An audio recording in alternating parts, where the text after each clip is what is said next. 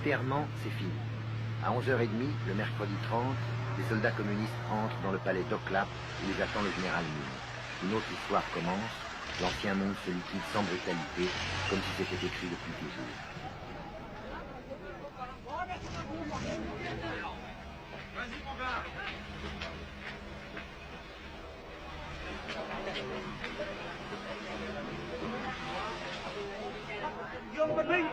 Nous avons capturé Gérald Ming, président depuis 2 jours seulement.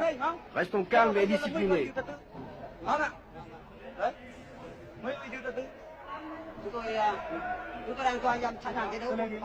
Je donne le pouvoir à ceux qui sont beaucoup plus mérités que moi.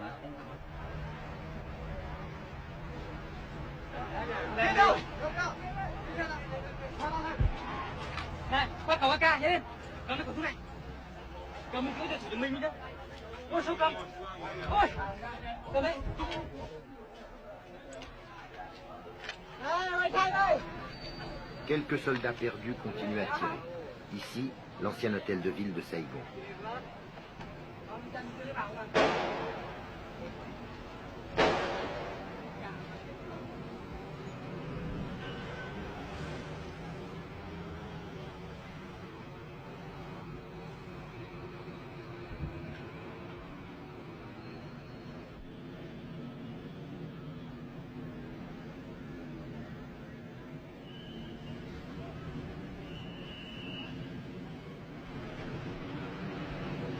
Pour lui aussi, c'est fini.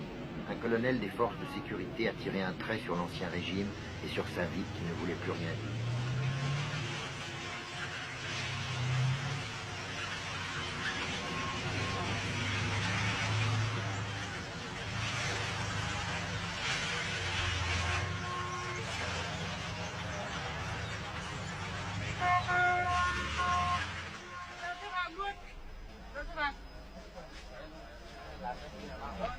Les prisonniers au palais d'Oklap.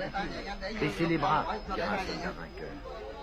Jamais dans l'histoire on n'aura vu une ville changer de main, changer de régime, avec aussi peu de brutalité et de représailles individuelles. Un signe pour la vie, que chacun interprète selon ses convictions et ses hantises, prématurément.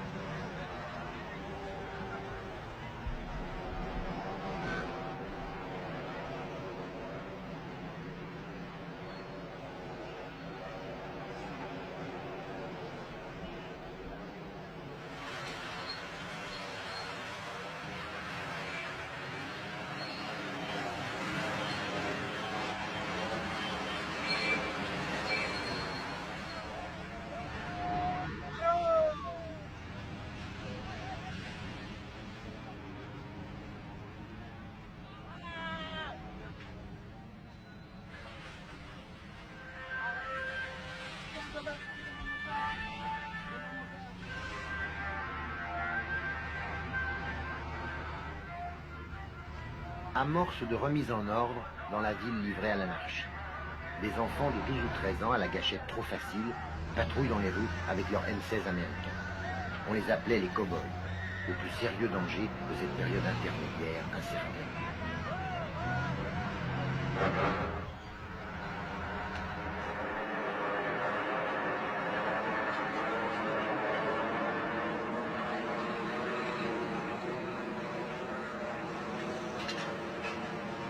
Les écoliers, pratiquement et symboliquement, nettoient Saigon de ses ordures passées.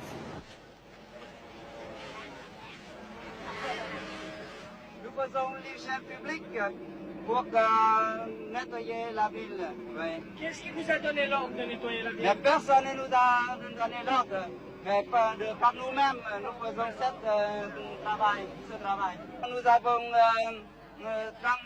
Nous avons transmis l'ordre élève par élève et nous nous sommes réunis aujourd'hui quelques centaines d'élèves et nous proposons aujourd'hui de nettoyer le rectangle qui entoure notre école.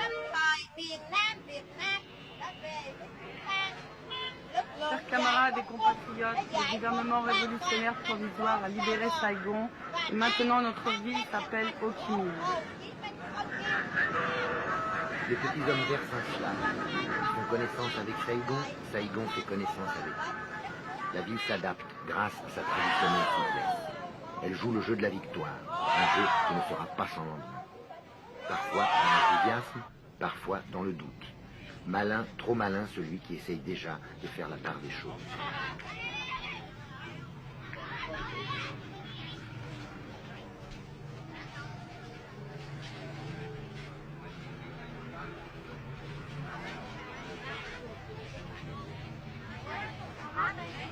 Les petits métiers continuent, les 100 métiers comme on. Au marché aux voleurs, les trafiquants vite rassurés vendent aux bodoïs naïfs les dernières lunettes de soleil et les derniers transistors sournoisement rafistolés. Les jolies Saigonaises, qui avaient rangé un instant leurs décadents vêtements de couleur, ressortent de leur charme.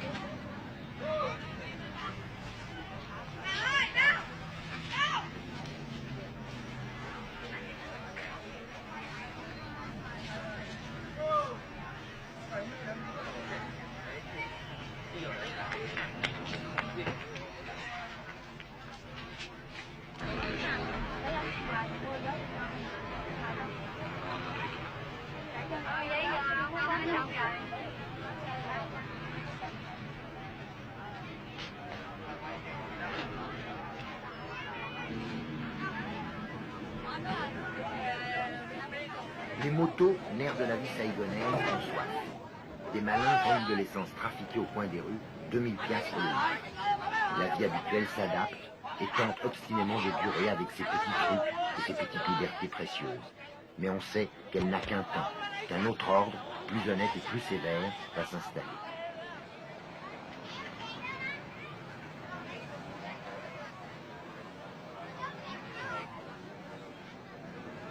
Il y en a qui sont prêts à tenter l'expérience du bonheur collectif de bon cœur. Mais pour certains, pour certaines, c'est un déchirement.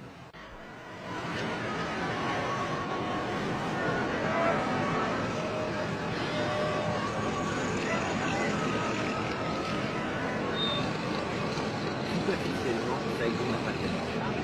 Il y a moins d'essence, mais il se débrouille de route. Tandis qu'au débonnaire, les petits hommes verts, les bodoïs comme nous, sont partis dans la ville. Le climat est pacifique, avec des moments de tension, comme pendant les derniers jours qui ont précédé notre départ. Les combattants du Nord, responsables de la forte frappe révolutionnaire, puis les maquisards du Sud, découvrent une vie tranquille et générale et de sécurité. Les gens de Saigon s'apprivoisent au son des haut-parleurs qui diffusent assez lourdement des slogans dont personne ne veut.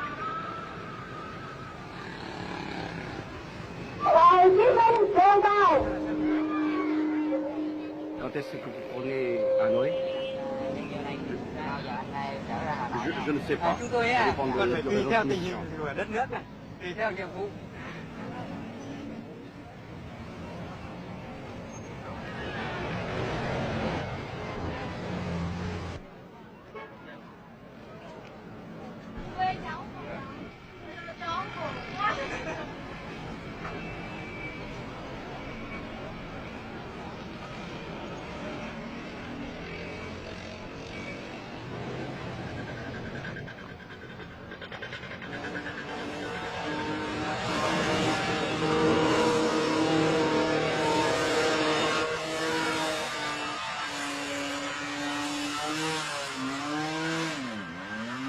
Leçon de conduite dans la ville, les bodoïs rencontrent les choses de l'Occident.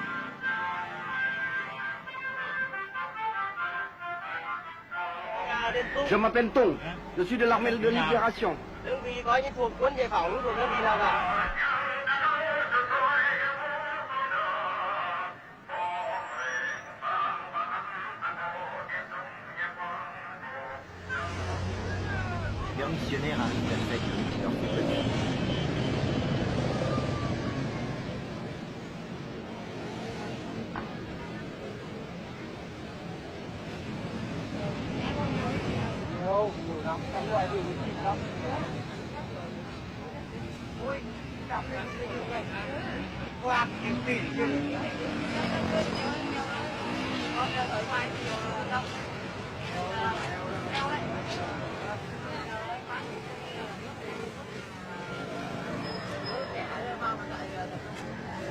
J'ai laissé mon fils quand il avait 3 ans, maintenant il en a 7 et il va à l'école.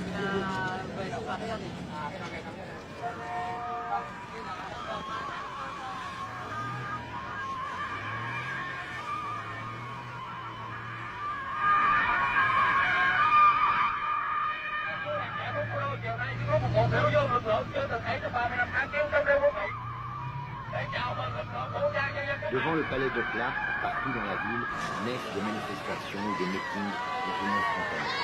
Toute une éducation politique qui commence. Curieux, disponible, essaye de mettre un bon journal.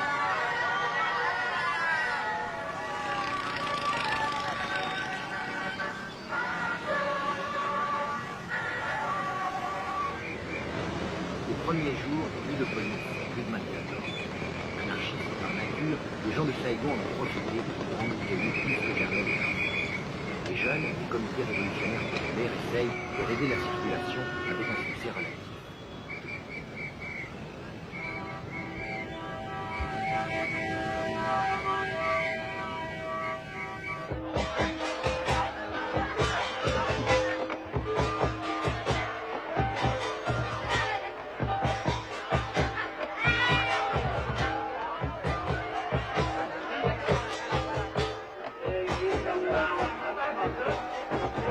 Les grandes manifestations permettent à la foule de Saigon d'assimiler les slogans et d'apprendre l'enthousiasme de masse.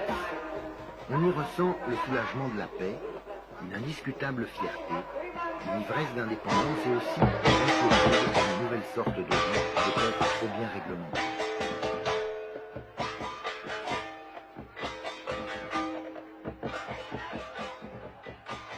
Est-ce qu'il n'y a pas une différence entre les gens du Sud et les gens du Nord? Non, je crois en ce temps-là, on s'en même. On dit que les gens du Nord sont plus sévères, non? Avant, maintenant, Maintenant, pas du tout? pas du tout. Ça vous inquiète pas qu'il y ait tous les gens du Nord, hein? Je crois maintenant il est pitié pour les gens du Nord.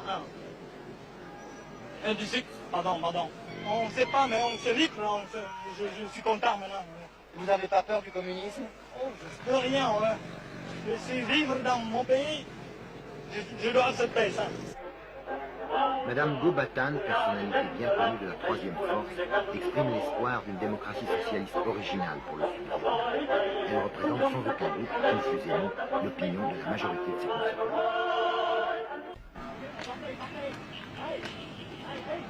Un geste qui symbolise la victoire. On démolit le fameux monument aux morts de la place Léloy qui montre deux marines marchant ensemble au combat l'un poussant l'autre. Cette chute, c'est l'humiliation des Américains. C'est le signe de la joie des vainqueurs. Une joie paisible, ils n'avaient jamais douté de l'issue de la guerre et voilà leur foi confirmée.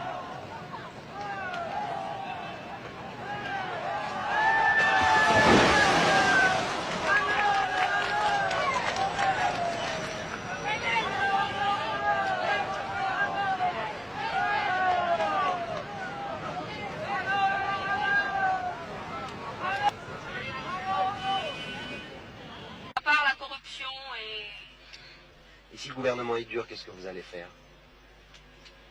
On va essayer d'accepter au début. Si vraiment on ne peut pas accepter, soit peut-être qu'il y aura une révolte ou si tout le monde est courageux. Ou alors si tout le monde accepte d'accepter, de supporter la vie dure, là, il y aura une petite somme qui va essayer de se suicider pour essayer de raccourcir la vie, et puis c'est tout. Et puis les autres, ils restent, ils mènent leur vie dure comme ils veulent.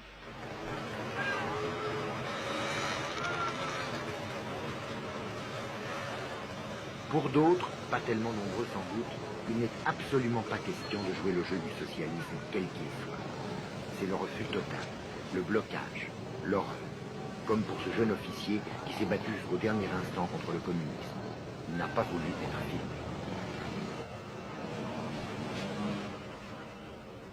Tant que la liberté existe encore au Vietnam, Je désirais vivre au Sud-Vietnam, c'est mon pays. Je prenais la défense de mon pays en tant que soldat. Ce qui veut dire que je ne porte pas les habits militaires pour défendre le régime de Thieu. C'est un régime pourri, mais tout le monde y retrouve son compte. À vrai dire, c'était une mode de vie qu'on a appris à vivre avec. Il y avait beaucoup de liberté dans cette pourriture. Je porte les habits militaires pour défendre mon pays contre le communisme. Je prends la défense de ma liberté, de la liberté de ma famille. Et cette liberté, hélas, ça n'existe plus. Avec le Front de Libération Nationale, avec les communistes, il n'existe plus de liberté. On n'a pas été libéré. On est fait prisonnier. Et on subira toutes les conséquences. Il n'existera plus de liberté. Et les Européens, ceux qui pensent que c'est une libération, se trompent. Il n'y a pas de libération. Il y a une conquête. On a perdu la guerre. On a été trahis. On a combattu pour rien. Et maintenant, on se demande quel sort sera réservé à nous tous. Nous, les Vietnamiens libres. Nous qui avons combattu contre le communisme. Nous qui avons reçu une instruction comme il faut. Nous sommes trop intellectuels pour être communistes.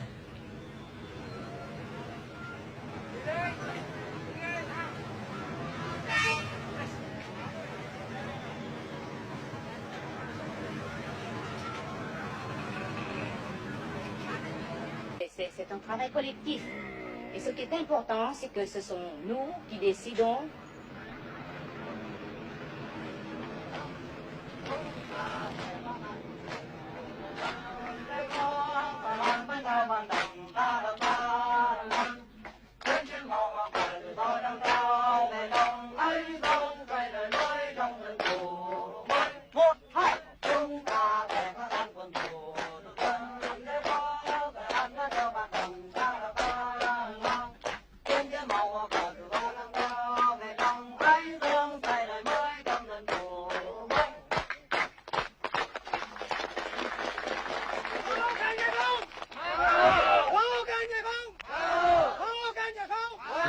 Madame le commandant Nguyen Ngoc Dung trace le chemin, raisonnable et heureux, d'un socialisme librement consenti.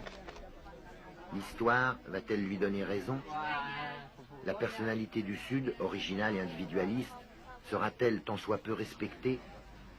L'unification du Vietnam se fera-t-elle en douceur, avec l'approbation de tout un peuple fier d'avoir retrouvé la paix et la dignité? Les vainqueurs auront-ils le courage, la clairvoyance de ne pas accélérer la mise au pas de Saigon?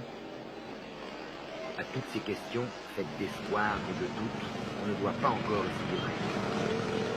La Bastille a été prise il y a un mois à peine, dans le siège, la révolution commence en pleine.